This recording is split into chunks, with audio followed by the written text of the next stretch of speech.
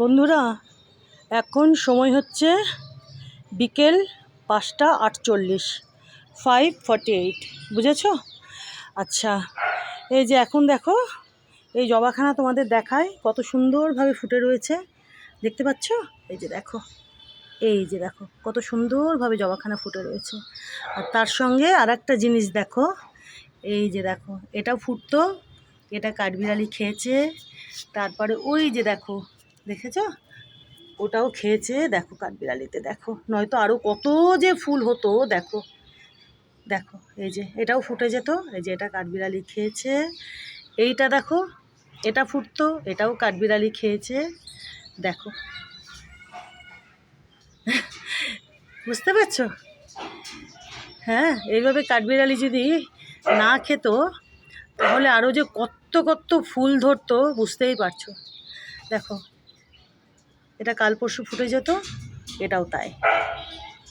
দেখেছ? কি আর করব বলো, এরপরেও আমার বাড়ির গাছগুলোতে কত কত ফুল ফোটে, ফল ধরে, তাই তো? দেখো, কি আর করি বলো।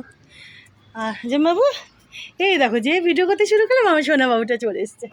আর ওই যে ওই ক্রিম কালারের জবাখানা, যেটা সকালে বলেছিলাম ফুটবে ফুটবে করছিল, সুন্দরভাবে ফুটে গেছিলো। এই এখন আবার একটু সন্ধে হচ্ছে তো, এখন এই যে একটু আবার এরকমভাবে, এই যে দাঁড়াও, এই যে এই দেখো এখন এইভাবে আবার একটু এই যে চুপসে যাচ্ছে, এখন সন্ধে হয়ে আসছে যে।